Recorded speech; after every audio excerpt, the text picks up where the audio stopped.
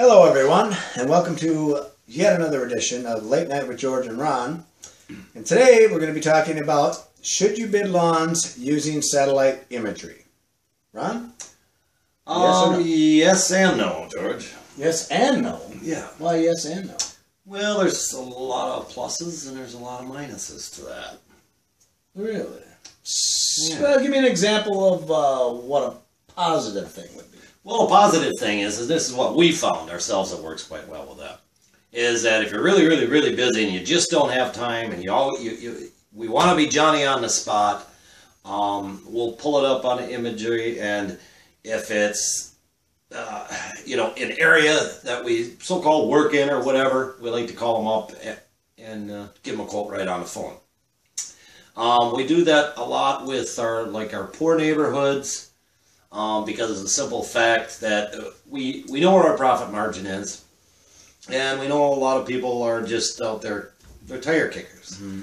So we'll call them up and say, okay, we have 30 houses in your neighborhood, and chances are we probably do, but so we'll say, we know that your property size, and we're talking it's going to cost you $100 a month for lawn care. Right, but the important thing to remember, Ron, is that now when we use it in those neighborhoods, that's because when them calls come in, generally they're tire kickers from a certain areas. Yeah. You'll start to learn that certain areas, that's all they do is kick the tires out there.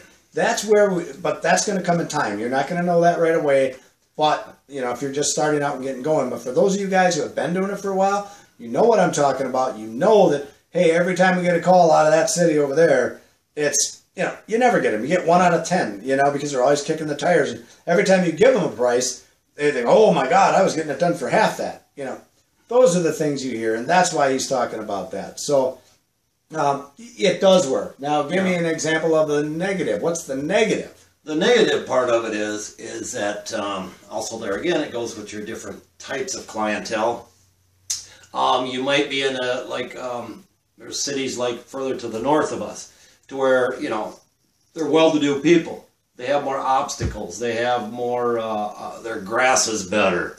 It takes you more time. And them are the people that you want to physically meet. You want to be more personal with them, because they're going to ask a lot more questions. And a lot of times when you're not right there on the property, they're going to ask you the same question over the phone. And it's easier for you to give them an answer if you're looking at the property. Because of the profit margins are better too. Right, your profit margins are a lot better. So then it makes more worth your while of driving out there. Right, and just to elaborate a little bit on what Ron was saying, that say west of here, it's a poorer community, and you're not able to charge as much. We still make our, say, 20%, or we just don't do business with those people. Versus if we go north of here, we might make 30% profit margin on those people, and those are people that have the money. Okay, so the old saying, you can't get blood out of a turnip kind of thing. You can't. It's hard to get our 20% in the poor areas. You can still get it. There are still people there that will pay you for quality and dependability, but you're not going to get as many as you go into these high-end neighborhoods. They look at you and they see a higher-end company because of the wraps on the trucks and the guys wearing uniforms and clean cut and clean shaven and all that kind of stuff. They know they're going to pay more money for that. They know it. You take that same setup, exact same guys, move them into that poor neighborhood, and they almost have a heart attack when you give them the price. So I'm sure you guys can relate to that. So hopefully that makes sense. And I just thought of something else is going to be a question that you guys are going to have, and that's, well, what do you mean by satellite imagery? What are you using? Ron, what's the simplest thing on earth to use? Google. Yep, Google Maps. Go on Google Maps, hit the satellite, brings you right over, right? Type in the address and poof, you got it. Yep, and we do use it a lot of times when we get stuffed. I mean, we're just hammered with work.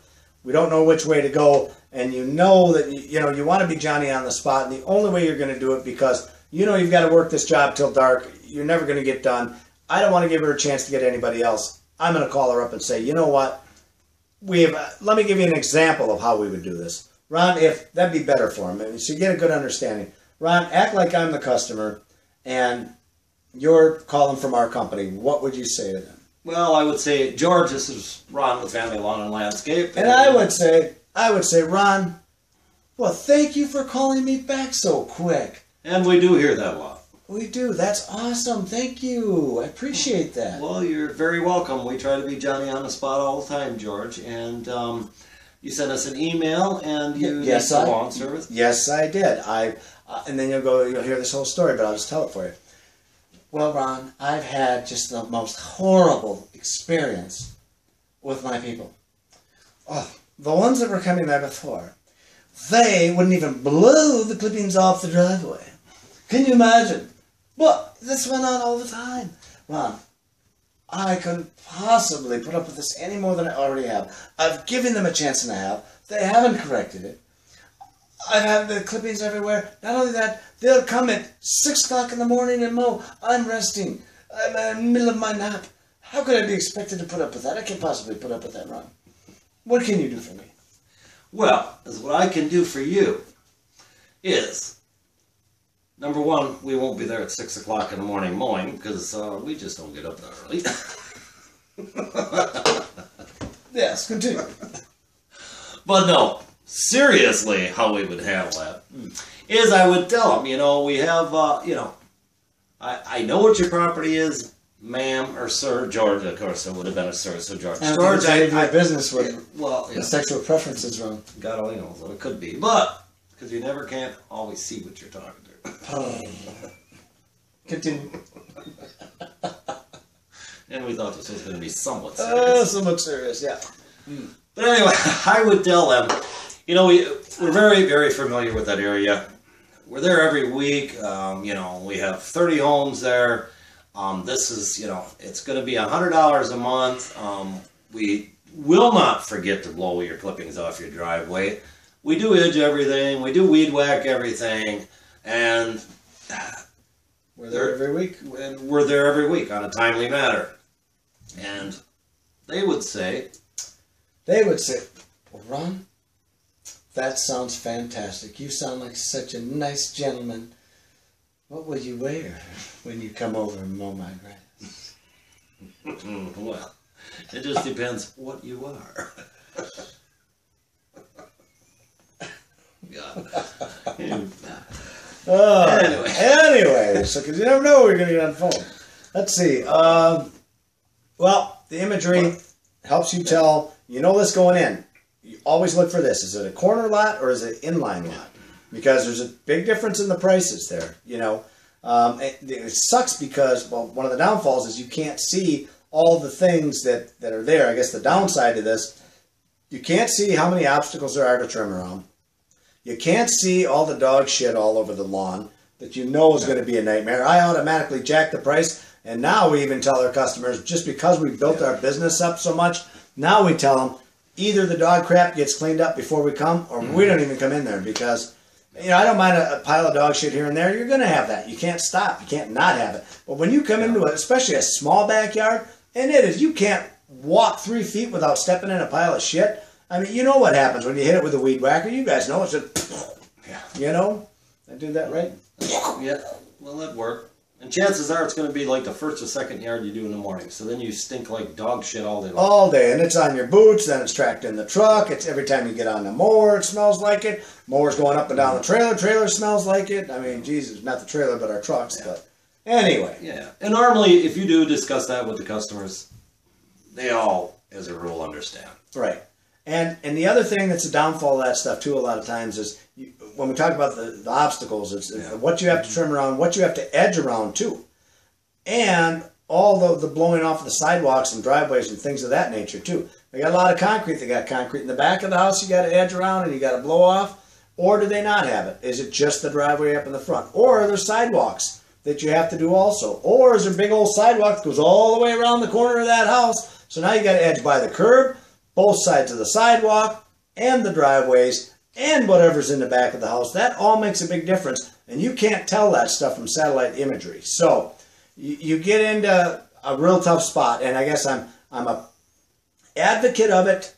If you get in a jam and you absolutely can't get there, still do it just to get that customer so that you didn't give them a chance to call anybody else. I've always been proactive on getting our customers. I do not want them to call anybody else. I do want to be Johnny on the spot to them. And if it takes me having to make a phone call because I can't possibly drive 45 minutes to get to that town right now because I'm trying to get this done before dark, I'm gonna call them on the phone. Yeah. I'm gonna do what I can. And at the very least, if you still don't feel comfortable with it, I've even called them and said, is there any way possible? I said, I'm really trying to get this job done for this lady right now, and she's expecting company tomorrow. Is there any way I could come see you early in the morning or another time tomorrow that's convenient for you? You can also do that. So, that being said, what's next, Matt? Well, you do have better odds by meeting them in person. That's just, that's a thumbs up on that. I mean, you know. Yeah, you'll land more customers if you're face to face. You will. Yep. And there's another thing we got to talk about. This has nothing to do with it, but that shit just comes to me, and then I got to talk about it. But how many times this week did we land customers? They signed up. They called the office. They gave them the credit card number. Everything signed up. We're good to go. 2 days later, they called and canceled us. What the fuck?